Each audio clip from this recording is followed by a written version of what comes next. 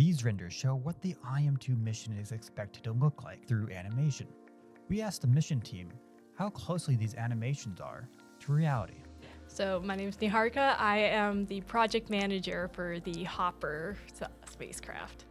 Hopper is a small propulsive drone that's gonna deploy off of Nova C once IM-2 lands about 10 hours after Nova C lands, and complete 5 hops across the lunar surface, and eventually land in a crater and hop back out.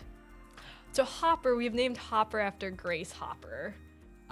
She's a pioneer in computing and engineering, and so we thought it was really fitting to kind of value her this way.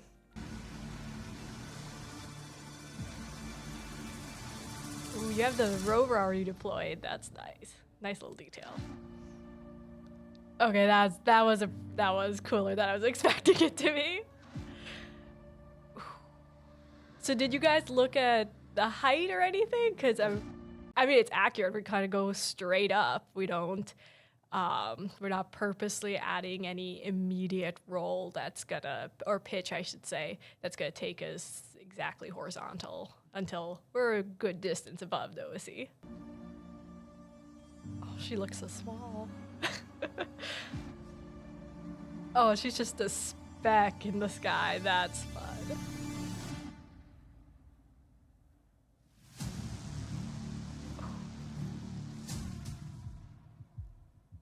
How dramatic. I love it.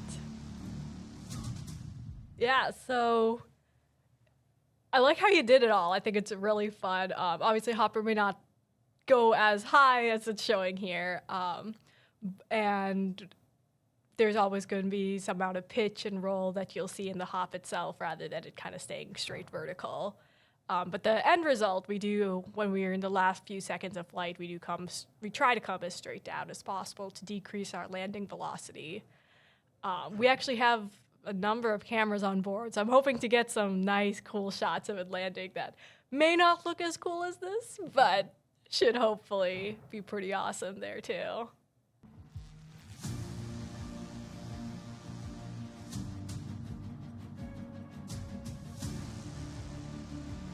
Yeah, so this is like kind of where we're just straight up and down. There's kind of no other component to it where it would change. That wouldn't be necessarily accurate. And distance-wise, obviously, we're not too far from Nova C. The overall distance that Hopper's going to be traveling is about 500 meters, and that's at the tail end of it. So our first 2 hops are relatively short. Our first one is within Nova C's view. It's only about like 50, 60 meters. Second one's about 90 meters from that.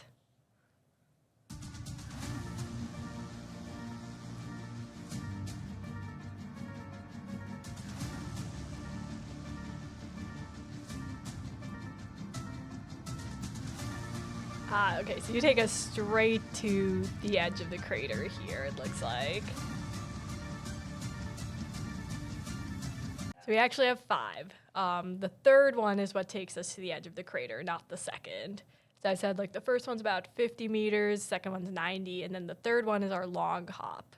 And that's about 170 meters right now. And that's the one that takes us to the edge of the crater, and that's where we start prepping for the permanently shadowed region. You had a little hill there, which I also thought was really interesting, because we're trying to choose areas that have decreased slope so that we're not adding an extra element of tilt. But the dramatic shot of it coming in was pretty cool.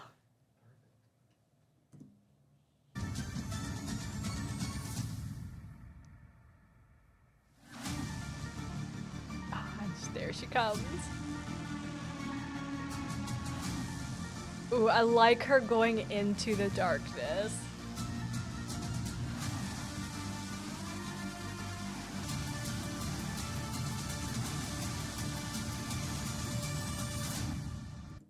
Oh, okay, that was really good. I'm glad you kept it in the dark area of the crater, because we're going there as it's a permanently shadowed region, a region that wouldn't get any sunlight.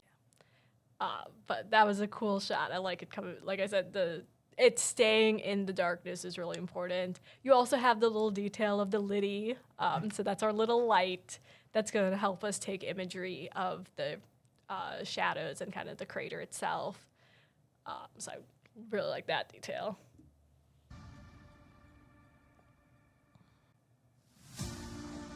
Okay, that's a nice dramatic shot. I'm not sure our liddy is gonna be that well lit. It's not that big. Ah, okay. So there is one more hop at the end that takes us out of the crater. Again, it's not too dramatic. The hop into the crater is definitely more fun than that one.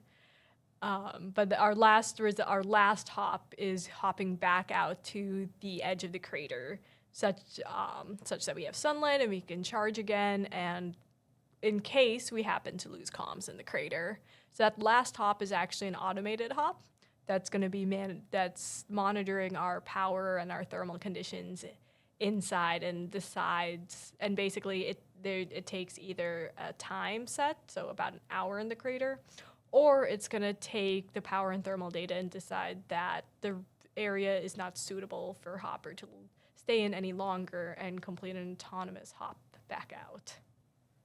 Oh, I loved it. I think it really showcases how important and how different Hopper is to a lot of spacecraft. It's going to be the first thing that hops, that flies on the moon. It is the same way that Ingenuity was super important for Mars. Hopper is going to allow us to get to regions like the crater that look daunting. They look terrifying for a lander to go into. It's impossible for a rover to traverse, but Hopper is going to be able to do it, and I think you captured that really well.